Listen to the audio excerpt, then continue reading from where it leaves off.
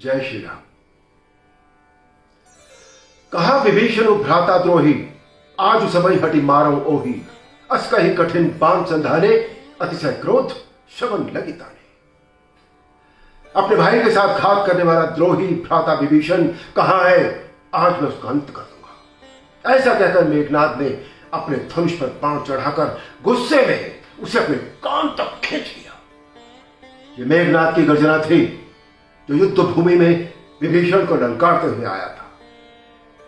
वो मेघनाद जिसे इंद्रजीत के नाम से जाना जाता था, रावण का ऐसा वीर पुत्र जिसने शक्ति के प्रहार से श्री राम के अनुज लक्ष्मण को मूर्छित करके युद्ध का रुख बदल दिया था। धारावाहिक रामायण में मेघनाद की इस आवाज को बुलंदी देने वाले उस अभिनेता का नाम था विजय अरोरा।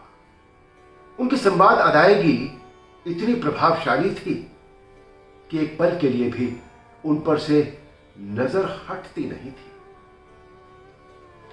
भारत के सबसे बड़े फिल्म और टेलीविजन प्रशिक्षण संस्थान यानी FTII पुणे से अभिनय में गोल्ड मेडलिस्ट स्टूडेंट विजय अरोरा ने 1971 में फिल्म जरूरत से हीरो के तौर पर अपना करियर शुरू किया था। फिर अगले 2 साल में उनकी कुछ और भी फिल्में आईं और उसके बाद 1973 में आई फिल्म यादों की बारात उनके करियर के लिए मील का पत्थर साबित हुई। उस फिल्म ने उन्हें रातों रात सुपरस्टार बना दिया। इस फिल्म में अभिनेत्री जीनत अमान के साथ उन पर एक खूबसूरत रोमांटिक गीत फिल्माया गया जो उस वक्त से लेकर आज तक बहुत बड़ा हिट। और इस गाने के बोल है, चुरा लिया है तुमने जो दिल को, नजर नहीं चुराना सनम। इस फिल्म के बाद तो ऐसा आलम हो गया कि हिंदी फिल्मों में उस वक्त के सुपरस्टार राजेश खन्ना ने एक इंटरव्यू में यहां तक कह दिया कि उनकी जगह अगर कोई स्टार हो सकता है तो वो विजय अरोरा है। कहा जाता है विजय अरोरा इतने हैंडसम अभिनेता थे कि राजेश खन्ना उन्हें लेकर अपने स्टारडम को असुरक्षित महसूस करने लगे।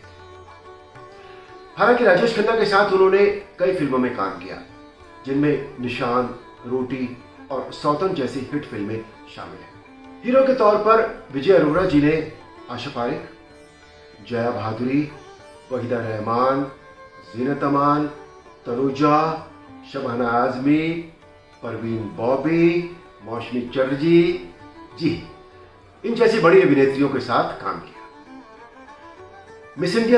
पूर्व मिस इंडिया रह चुकी दिलबर जी उनसे विजय अरोरा जी का विवाह हुआ। पर कहते हैं कि भाग्य इंसान से कुछ और ही करवाना चाहता है। 80 के दशक में विजय अरोरा जी फिल्मों के साथ साथ टेलीविजन में भी सक्रिय तौर पर काम कर रहे थे और खुद भी किसी ऐसे किरदार की तलाश में थे जो उनके मन के मुताबिक हो। और उसी दौरान श्री रामानंद सागर जी ने उनसे धारावाहिक रामायण में मेघनाद का किरदार निभाने के लिए कहा। विजय अरोरा जी को उस किरदार में एक अभिनेता के तौर पर इतनी संभावनाएं नजर आई कि उन्होंने बिना एक पल सोचे उसके लिए हां कह दिया। और उसके बाद मेघनाद के किरदार में उन्हें जो प्रसिद्धि मिली वो आज तक अतुलनीय है, उसकी तुलना नहीं की जा सकती। उन्होंने मेघनाद के किरदार का गहन अध्ययन किया जिसके फलस्वरूप धारावाहिक रामायण में उनके द्वारा निभाया गया वो किरदार अमर हो गया। जब रावण के साथ मेघनाद के संवाद होते थे तो ऐसा लगता था कि सब कुछ दहल रहा है। 2 प्रखर अभिनेताओं ने लंका के साम्राज्य को हम सबकी आंखों के सामने जीवंत कर दिया था और दर्शकों को इस बात का यकीन हो गया कि असल में भी रावण और मेघनाद का स्वरूप इसी तरह का रहा होगा। क्रोध की जो धधकती हुई ज्वाला मेघनाद का किरदार निभा रहे विजय अरोरा जी की आंखों में साफ दिखाई देती थी, लेकिन इसके विपरीत अपने निजी जीवन में वो बेहद विनम्र इंसान थे।